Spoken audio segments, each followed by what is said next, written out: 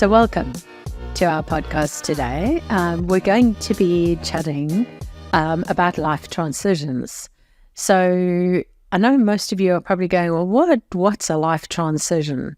Well, for years, we've been looking in psychology at how life stages evolve and what that means in terms of our individual development, growth, changes that we want to make. A lot of our podcasts have focused more on the organizational aspects of leading organizations, but we need to also be leading ourselves. So today is going to be a focus on individual transitions. Now, I spend a lot of time coaching senior executives and executives across the globe, and this is a key point of discussion quite a lot of the time. So I want to articulate what life transitions are and why they're so important, and also then some strategies to deal with those life transitions. Now, the research behind life transitions dates back to the Milton Ericksons of this world and the Piagets. Piaget spent a lot of time looking at cognitive development and defined stages of cognitive development. And Milton Erickson, who's another guru of psychology, he really looked at models of human development and models of human evolution. And more recent researchers in the space, William Bridges, he's one of the preeminent psychologists on the topic of life transitions. Now, when we talk about transitions, we all have transitions in our lives, whether we like it or not, even if our lives still are the same pre and post, we still go through what is called a transition period. And they're key periods in our lives where we make adjustments and our system almost tells us we need to have a look at everything. And during those transitions, it's important to actually make conscious choices so that we don't knee-jerk and go down a path that we weren't intending. So it's really important that we actually transition healthily in each of these. Now, if you think about your lifespan, your first major transition is teenage. Now, most of us mess that up because we don't have the emotional maturity. We're going through a changing life. We don't know how to deal with it. We're often in major flux. For men in particular, their frontal lobe hasn't fully developed, so that control around reactions is not as strongly embedded. So there's a whole lot of stuff. Plus, we're moving from school age or young person age to adulthood. And so in the teen years, a lot of people don't transition well. And they carry with them all the experiences from childhood, having not processed them really well and healthily. The second major transition is around about mid-30s to late 30s, early 40s. And that phase, again, is fraught with some challenges because during that age, most people are driving their careers, potentially having kids or starting families, or often that period is destabilized in various sorts of ways. So not everyone transitions well at that point either. So now we've got two transition periods and potentially no healthy transitioning going on. Just we're just moving to the next phase without any conscious choices. So that means that if people have gone through those two transition phases without actually actively managing those transitions, they're carrying a lot of stuff from early childhood through. So those are the first two. The third one is around about mid-40s to early 50s, but could be any time from mid-40s to mid-50s. And this transition phase, again, has some challenges, particularly for females. During this period, menopause is often being dealt with, which is a physiological change. And we're often also in transition in our careers. We've either hit a ceiling or we're trying to get past a ceiling before we go into the heading down towards retirement. So it's quite a challenging period. So each of those transitions has their own element of challenge. Doesn't mean that some people don't manage their transitions very well. It just means that there is some external factors to take into account. So when we're looking at transitioning well, that can be challenging because if we're not focused on it, we're not going to invest the time that's required for us to transition effectively. Now, during a transition phase, what naturally happens is people start to, so you'll know you're in a transition phase if you start to question all aspects of your life, your relationships, your work, your family. You start to go through an evolutionary change where you start to look around and question everything. Do I like the house I'm living in? All of that sort of stuff. So during that phase, it's quite destabilizing and people feel more pressurized. So there's a sense of pressure on the person. Also, it can generate feelings a bit like depression, or it can cause some anxiety. So there'll be some emotional reaction that you'll be able to see. During that phase, also, there's a high risk of you wanting to just change things for the sake of changing things. But as I say, we want to actually go through a transition really, really thoughtfully so that we come out the other side in a better position to what we went into the transition. You can get a decline in motivation factors as well. So you might see this in the workplace from some of your staff who are going through transition. You might have a decline in their kind of interest in work. All of those sorts of things are starting to happen. So that's during any of those phases, you're going to have some of that sense of change and transition. Now, these are a pivotal time because they're going to define the next chunk of time for you as a human being. So they're super, super important. And how you use those pivotal, challenging times is going to make a difference in your success. So if you just go through it unconsciously, who knows? You might end up successful, you might not. So we actually want to leverage that. And Stephen Covey, who's one of the experts in personal effectiveness, says that you really want to begin with the end in mind. So where do you want to be? What's your end result of what you want to achieve in life as a whole? And if we don't think of it holistically, we can often achieve things in certain domains and not in other domains, and then feel dissatisfied.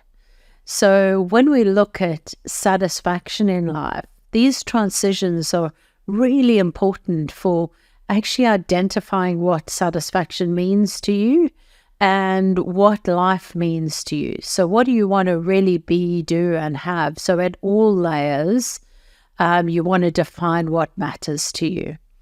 That's what the transitions are really there for. And it is essential that we, during those phases, that we maintain our resilience levels so that we can cope with those changes in a healthy way. So there are some key strategies that I want to suggest that will help you through transitions. And then we'll come and talk a little bit about what are some of the things that you can do to support your career during those transition phases. So in terms of looking after yourself during a transition phase, there are some key things that you want to be making sure you're doing during those phases. You must ensure, first of all, that you've got good self-care processes in place. And if you listen to some of the podcasts that we've done around individual leaders and their journey, you'll hear the message from all of those leaders is that actually you've got to look after yourself. You've got to have good self-care processes in place. So that's really important. The taking care of yourself during a transition is really important, particularly when we start to talk about the 45 to 55 category of transition, particularly for women who are going through menopause, or for families that are going through the empty nest phase. It's really important that that self-care is in place. And I'm often talking to women nowadays around, are you looking after yourself during that menopause phase and getting the right assistance you need? Doesn't always mean that it requires medication, but if it does, then get the support you need to support you through menopause. We haven't talked about menopause for years. We just kind of hoped it'll, women will just get on with it. And that's really not helpful, because menopause is a huge physical transformation, and we need to actually support people. Suicide rates go up massively during the menopause period, and we're not actually tackling it from a systemic perspective. We need to be more open about it. It is a challenging time. And how do we support people through that phase?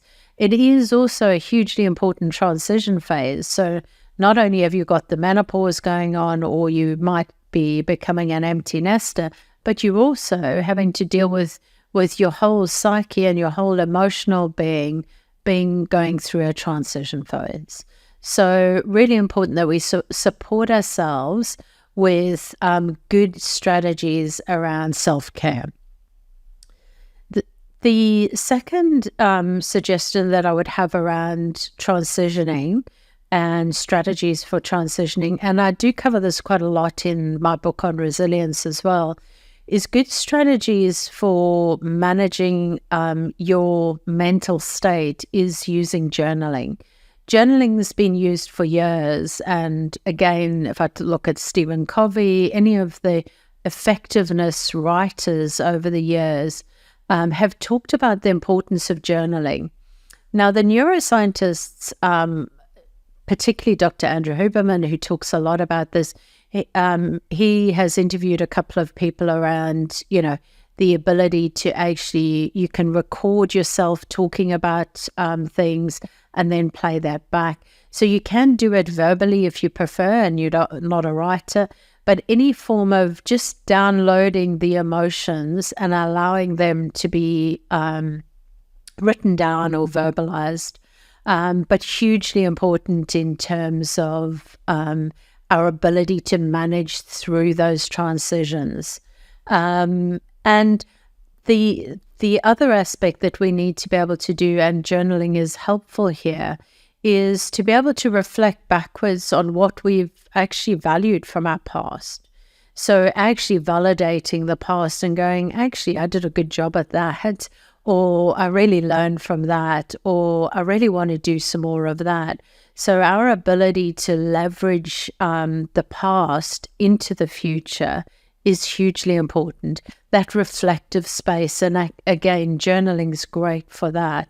So it actually has a dual purpose, being able to download some of the emotional stuff that we're dealing through transitions, as well as the ability to reflect backwards on what we've done up until now. Now, in that transition phase, because everything's hugely destabilized, it's really important that the person grounds themselves into the future. So setting a vision or mission statements, Stephen Covey uses the term mission statement. Lots of people use vision. Doesn't matter. It's basically setting a life purpose is hugely important. This is going to support you through that transition stage, and is probably one of the things you want to do really early on. Take the time out. If that means you need to go away or take a break from the family or get away from your partner or go and do something, you need to actually get that time to reflect and decide what it is you want from the next phase of your life. Now, I'm not saying that's an easy thing to do, because sometimes that can be super confusing during this phase, because we are emotional. So we are during a transition phase, you are emotional. And those of you who tell me you don't do emotions, that's rubbish, because you do emotions. You've just taught yourself to suppress them. So during those transition phase, if you're suppressing your emotions, that's really not going to help you to transition effectively. So if you're not comfortable with emotions, that's going to be challenging during a transition phase. And you really need to come to terms with that emotionality. And so that forward projection into what you want in the future is going to be really important for us during a transition phase. Again, going back to Stephen Covey's work, The 7 Habits of Highly Effective People, what he suggests is that you imagine your 80th birthday party, and you imagine what you would want people who care about you to be saying at your 80th birthday party. So you're actually projecting forward, if you're in your 40s or 50s, or it doesn't matter what age, but you're projecting forward to say, how do I want to be viewed in life? And then you backtrack that into today. Now, I've used Stephen Covey's process for about probably 20 or 30 years. I was lucky enough to go and study with him in Utah before he passed away.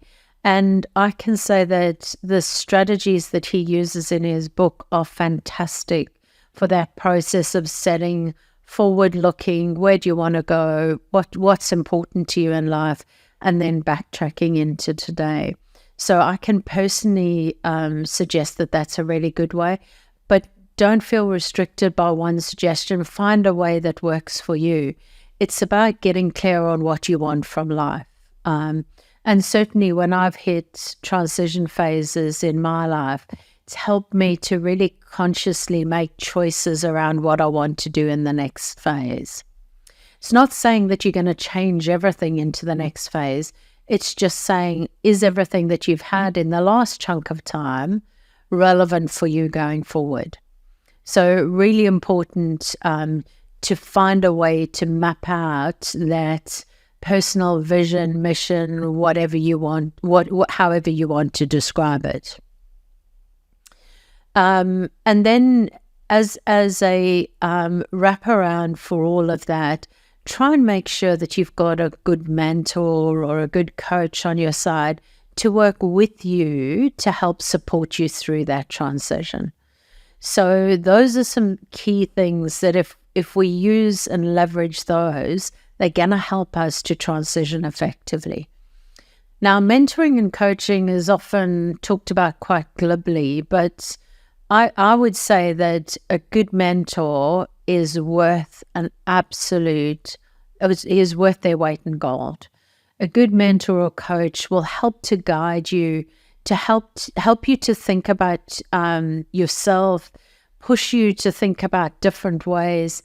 I remember when I just finished my PhD, my mentor laughingly and in a bit of a jokey way said to me, "Oh, Lynda, maybe you should convert your PhD into a book." And quite frankly, I was ready to get really grumpy with him. And I went, "No, I'm just not going to even bite," because it had taken me a fairly long chunk of time to get my PhD finished. And so, but that just dropping that thought into my mind, actually then later on I came back and wrote my book, which is really an articulation of the research we did for my PhD. So while mentors and coaches they shouldn't make you feel comfortable, certainly, but they are incredibly valuable in helping you to transition, to think about what's that next stage for you, to think about what you want holistically out of life. So it's really good to have a good mentor or coach or someone. Friends often aren't good in this phase because they will keep you buried in the past. So be careful with friends being your mentors unless you've got some really great mates who are good at offering that objective mentoring. But find someone to guide you through. I think we all need guidance at times through different phases in our lives, and transitions are definitely a point where you want to have some guidance. I've been lucky enough to have some of the most amazing mentors over my career. And I must say that, when I think back at major shifts in my life, one or other of my mentors has been involved in those in some sort of shape or form. They don't make the decisions for me. They just help me to think outside of my norm and what I've planned for my life, and that's really the guidance that they would give. So those are some strategies that really are important to support you through transitions.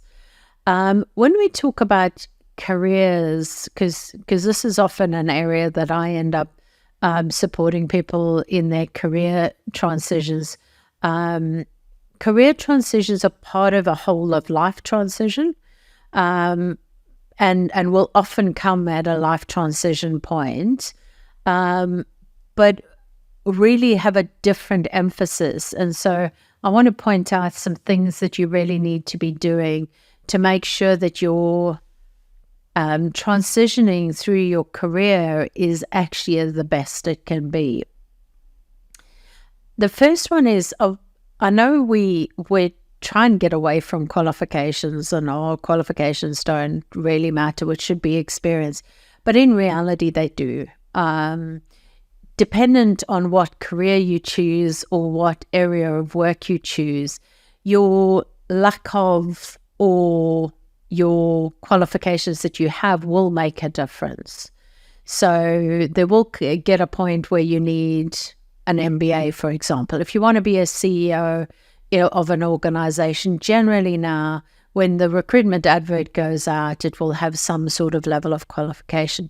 So you want to be keeping an eye on what is relevant in today's world. At the moment, any job you need to be savvy around AI. I don't care what job it is. And so if you're not keeping abreast of that and educating yourself in AI, then you're not actually going to be in the right space. You also need to be looking at my career. What's changed in my career? What is going to change into the future? So there's certainly some jobs that are going to massively change into the future. If you look at the way AI is going, it's definitely going to shift some careers. So really staying ahead of that and actually developing yourself on an ongoing basis. Then when you hit a transition phase, you're not going to be surprised, and you're not going to be caught without the right skills, because you've been evolving your skills over time. And you've been developing that capability over time. So when we talk about transitioning in our career space, I think is beholden on us to stay ahead of all that education, knowledge base, capability base. We need to be keeping ourselves active in that space. Lifelong learning isn't something that is going to happen one day. It's really now. I remember back when I was studying for my doctorate, and my son, who at the time I think would have been about 8 or 9, saying to me, "Mom, don't you think you're a bit old to be studying?" And I went, "No, you're never too old to study, never too old to learn. Maybe not, you don't want to do a formal qualification, but that doesn't stop you from doing, listening to podcasts, finding new things, researching things, doing little modules of topics." And if you look at what is required of us in the workplace nowadays, it is changing every day. So if you're not staying ahead in terms of those changes and keeping yourself educated around the changes in the workplace, you're not going to be as relevant. And then you're going to be pushed in a transition phase to change jobs in an unhealthy way. So we want to stay ahead so that when we get to transition phases, we can comfortably go, oh, maybe it is time for a new career. Oh, maybe it is time for X, Y, and Z. So really important that we're able to do that. The other area that is hugely important from a career perspective is the ability to keep a broad range of networks and keep connected to a broad range of networks. Again, that's going to help you when you get to a transition phase, because if in the transition phase you realize that it's time for a new job or a new career, or maybe just a fresh look at your career, having those networks around will help you to make those transition decisions much easier. If you haven't got a good network, that's going to be challenging. So we want to be developing those networks and creating those opportunities to meet different people from different industries. Even if you don't intend changing your job, it's still keeping an external connection with the world around you. So really, really important to do that. And also, if you're lucky enough to be in an organization that provides coaching, I've already talked about mentoring and coaching from a transition coping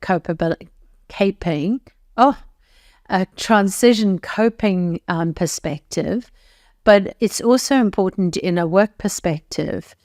If you are in transition and you can get access to a coach, do some sort of 360 or get some feedback, that's going to help you in that transition phase, because you're going to get more insight into yourself, allow you to actually make some good decisions. Maybe I'm not in the right career. Maybe I am in the right career. Maybe I'm not in the right context. Maybe I am in the right context. So having a professional coach during those periods is really, really helpful. And getting access to things like 360s where you're getting feedback from a whole range of people is going to be fantastic. So really important to leverage that. Now, when we look at during that phase of transition, one of the things that we do notice is that our motivation drops. So when we're talking about in a career context, you want to actually actively manage your motivation, because you can't afford to let your career drop while you're in the transition. So really important to actually motivate yourself, even though some days you might not feel like it, but also really take out time to go and think about your transition so that you're not trying to do it on the hop in the workplace, because that's really hard, because other people around you will be affected because you'll be more emotional. So it is important that we manage, not compartmentalize, because you can't do that, but actually make time in our private lives to do that transitioning well, so that when we're in work, we can really engage ourselves in work and actually be motivated. Also, during that transition phase, make sure you're not becoming complacent in your job. Because if you are, then you're going to be pushed to do something you might not like. So those are some strategies that I would suggest around managing career transitions, which are housed within the broader transition process. So when we talk about life transitions, these are super important periods of our lives where we naturally start to question things. It's not wrong, it's not right, it just is a part of how we do our existence. And it's really important that we do this in a systematic, thought-through way. I often see people, they'll rush out and, change their job or change their marital status or change something. And that's not what we want to do. We want to be thoughtful about it and really make good decisions. If you look at the age 45 to 55 transition period, divorce rates go up dramatically during that phase. So we see some of the repercussions. It's not to say that divorce isn't a part of your transition or someone's transition. It just means that don't do it if it's not the right thing for your transition. You need to really think about, what is it that's going to make me actually enjoy the rest of my life and feel like I'm being successful and satisfied with life. Interesting, one of the longest running pieces of research that's been running for 75 years and looking at life satisfaction, the most important thing is relationships and people. So connection matters. So let's forget about, work is one aspect, but actually it's connection and relationships. So that's what's going to bring us the most satisfaction. Are we investing enough in that? And so that's what a transition phase is about. It's about saying, am I investing enough in me to make me feel satisfied? Not anyone else, but to make me feel satisfied. And really important, I'm lucky enough that the job I do is my passion. And so I get a lot of satisfaction from the work I do, helping people to, in a work setting, helping organizations, helping individuals. And that's hugely important for me, because that's part of what makes me whole and satisfied. So you need to find what makes you satisfied. You need to find the thing that gives you the buzz, that gets you up in the morning and gets you excited. And really, really take those transition phases really thoughtfully, so that you make the right decisions going forward. Now, a couple of things to say about transition phases. They can be really uncomfortable and can be really challenging, because it is a time where self-reflection is required. So when self-reflection is required, often that's quite challenging. And people say to me, oh, it's so hard. It is hard, but what you'll get out at the end of it is you'll get greater satisfaction in your life, and you'll transition healthily from one phase to the next and take all the good from your past and let go of the stuff that's just baggage. Part of what we're doing when we're transitioning is trying to let go of the stuff from the past. Now, for a moment, I want to talk to those people who've had some sort of trauma in their younger years. And I know this is really hard, but these transitions are a time to go back, look, reflect, and let go, and actually then look forward. So dealing with trauma in your past is hugely important. We know from a psychological perspective, it's like a massive backpack if you're still carrying it. And from a neuroscience perspective, we're now starting to see from the neuroscientists that it's the same thing. So it really corrupts our ability to actually enjoy life and gets in the way of our health and well-being. So trauma does need to be dealt with, and you will need professional help to do that. So I do not suggest you try and deal with major trauma on your own, but you will need some help to support you through that, transitioning through the trauma from your past. And in fact, all of us have some level of trauma, just some people have much more significant trauma, but that trauma has to be dealt with. Another great author who I think is fantastic in the space is David Goggins. David talks a lot in his book around he was abused as a child and had a really, really rough upbringing as a child. And he talks about the importance of actually dealing with and confronting the trauma, because up until he was a young adult, it was actually stopping him from being the best that he could be. And he has gone on to become a world-renowned speaker and probably one of the most extreme athletes. He runs 240-mile marathons and things like that. So there's lots of guidance out there, but trauma does need to be dealt with. So in a transition phase, that's naturally going to surface. If you've got trauma that you haven't dealt with fully from your past, it's going to rise up in your transition phase. So I just raise that for those of you who have experienced trauma, and I do encourage you, if you're in a transition phase, go and get some really good support to help you manage through that trauma, because it will hold you back. David Goggins talks about how, his trauma had held him back for years, and he was a huge man, and thoughts of running marathons were just impossible, obviously. And then he recognized that he needed to take control over that. So there's lots of resources out there in terms of that. But please, if you're going through a transition and you've got trauma in your past, now is the time to actually get the support you need.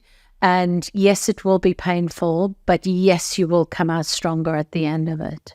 So I do encourage you, if that is the case for you.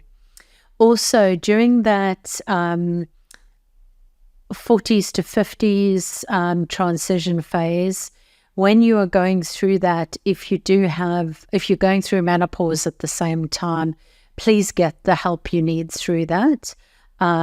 Because I know there's, some doctors hate HRT, but a lot of my clients have used HRT very successfully under medical guidance, and it has helped to support them through that transition phase so that they're not in an emotional state that's physiologically driven. And then they're able to actually leverage the positive aspects of dealing with their transition. So really encourage you, if you are in menopause and you're battling and you're in a transition phase, then really do get the help. Menopause can happen at a lot of different times, I know, but for those of you who have, it is helpful to get it supported. So when we talk about transitioning is an opportunity to refresh. So it's an incredibly positive period in our lives. It is a painful process during it, but it's a positive refreshing. It's a bit like, when you go in and have a makeover or buy a new car. It's that freshness of a new car or a new outfit. It's the same thing, but it's way more important. It's refreshing your life and knowing what success looks like for you into the future, and who you want to be into the future, and how you want to be in the future. So I do encourage you from a health perspective, use the transition effectively and come out of it the other side healthier and more satisfied with your life, because we only have one life to live on this earth anyway. And so why not live it to its peak, live it to its extremes, do what you want to do, enjoy life, find the satisfaction that you want. But you need to do those transitions well to get to that satisfaction. I do encourage all of you to actually leverage your transition phases to find that next area of satisfaction for you.